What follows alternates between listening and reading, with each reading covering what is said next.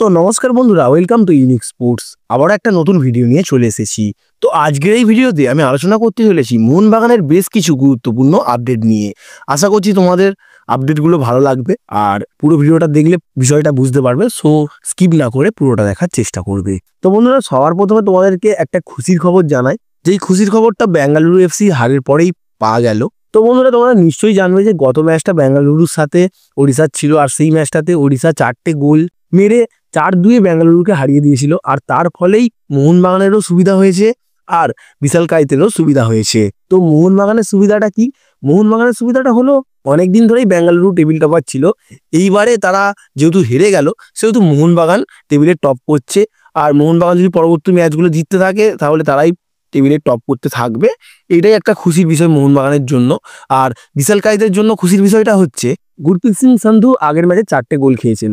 আর সেই 4টে গোল খাওয়ার জন্যই গোল্ডেন গ্লাভসে গুরপ্রীত সিং সান্ধুর থেকে বিশালকাইত এগিয়ে গেছেন। তো দুটো প্লেয়ারই প্রচুর ক্লিন শিট রাখছিল, কিন্তু আগের ম্যাচে যেহেতু বেঙ্গালুরু হেরে যায় অনেকগুলো গোলের ব্যবধানে, সেহেতু বিশালকাইত অনেকটাই এগিয়ে যায় গুরপ্রীত সিং সান্ধুর থেকে।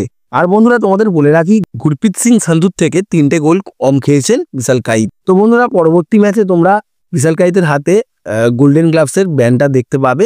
আর আইএসএল এর কয়েকটা বছর ধরে বিশালকাইত কিন্তু গোল্ডেন গ্লাভসটাকে পুরোপুরি ডমিনেট করছে। প্রত্যেক বছরই তিনি দুর্দান্ত পারফরমেন্স করেন, সেরা গোলকিপারদের লিস্টে থাকেন। আর তাছাড়াও আগের বারে তিনি গোল্ডেন গ্লাভস পেতেন, বাট ফাইনালে মোহনবাগান মুম্বাইয়ের কাছে হেরে যায়। আর পূর্বাল আজেম্পা তার থেকে একটা গোল কম খেয়েছিলেন বলে তখন বিশালকাইত তার আগের বারের গোল্ডেন গ্লাভস পাননি। তো বন্ধুরা, তার আগের বছর তো বিশালকাইত গোল্ডেন গ্লাভস পেয়েছিলেন, আর এই বছরও তিনি পেতে পারেন, কারণ কয়েক বছর ধরে তিনি দুর্দান্ত ফর্মে রয়েছেন। কিন্তু এত ভালো ফর্ম থাকা সত্ত্বেও তিনি ইন্ডিয়া টিমে চান্স পান না, এটা কিন্তু একটা খুবই দুঃখের বিষয়। হ্যাঁ বন্ধুরা, আমি বলছি না যে গুরপ্রীত সিং সান্ধু খারাপ গোলকিপার, তিনি যথেষ্ট ভালো গোলকিপার আর অনেক দিন ধরে তিনি ইন্ডিয়ার হয়ে খেলে আসছেন, ভালো পারফরমেন্স করছেন। বাট কয়েকটা ম্যাচে লক্ষ্য করে তোমরা দেখতে পাবে যে তার ভুলের কারণেই কিন্তু ইন্ডিয়াকে ভোগান্তির মুখোমুখি হতে হয়েছে। সো যেহেতু এখন নিজেদের কাছে বেস্ট গোলকিপার এভেলেবেল রয়েছে, সেহেতু তাকে না চান্স দিয়ে গুরপ্রীত সিং সান্ধু তো এতদিন খেলেছেন, তাকে কিছুদিন নাও চান্স দিতে পারে। ইন্ডিয়ান ম্যানেজমেন্ট কি করছে কে জানে, বলতে পারবো না। বাট বিশালকাইত একটা ভালো অপশন হবে, এটা বলতে পারি। কারণ বন্ধুরা, বিশালকাইত এখন দুর্দান্ত ফর্মে রয়েছেন, আর তার এই দুর্দান্ত ফর্মটাকে কিন্তু কাজে লাগানো দরকার। পরবর্তীকালে তার যখন ফর্ম চলে যাবে তখন টিমে নিয়ে তাকে চান্স দিয়ে কোনো লাভ নেই।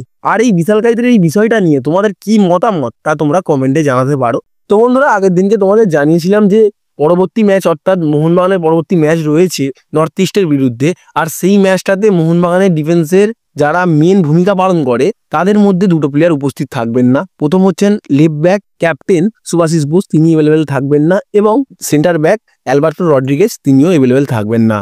সো প্রচুর চাপ সৃষ্টি হবে কিন্তু মোহনবাগানের ডিফেন্সে সামনের ম্যাচে। আর বন্ধুরা, তোমাদের মনে হবে যে যেহেতু এই বড় বড় দুটো প্লেয়ার খেলছেন না, তাদের পরিবর্তে কারা খেলতে পারে। তো সেই বিষয়টাই তোমাদের সাথে এক্ষুনি আলোচনা করছি। সো বন্ধুরা, সবার প্রথমে তোমাদের বলি লেফট ব্যাক পজিশনে কে খেলতে পারে। লেফট ব্যাকে সুভাশিস বোস ছাড়া তেমন কোনো অপশান নেই মোহনবাগানের কাছে। হ্যাঁ, যদি বলতে পারো যে এই মুহূর্তে মোহনবাগানের কাছে একটা লেফট ব্যাক প্লেয়ার উপস্থিত রয়েছে, তিনি হচ্ছেন আমানদীপ সিং। তিনি অতটাও ভালো পারফরমেন্স দিতে পারেননি মোহনবাগানের হয়ে। আর বন্ধুরা, কোনো অপশান নেই মোহনবাগানের কাছে, প্রপার লেফট ব্যাক তিনিই রয়েছেন, তার উপর তো ভরসা করতেই হবে। এবং তাছাড়াও আর একটা অপশান আশিক কুরিনিয়ান হতে পারেন, বাট তিনি চোট থেকে সবে ফিরেছেন, আশা রাখছি তাকে খেলাবে না। আর তার মেন ভূমিকা অ্যাটাকের দিকে খুবই ভালো, যেহেতু ওই পাত দিয়ে জিতি নেমেস ঢুকবেন। সো আমানদীপ সিংকেই খেলাতে পারে মোহনবাগান দল। তো বন্ধুরা, মোহনবাগানের লেফট ব্যাকে আর একটা অপশান হতে পারে আশিস রায়। কিন্তু আশিস রায় নিজের পজিশনে থাকাটাই উচিত, অর্থাৎ রাইট ব্যাক খেলাই উচিত, কারণ সেই দিক দিয়ে আলাইদিন আজহারে ঢুকবে।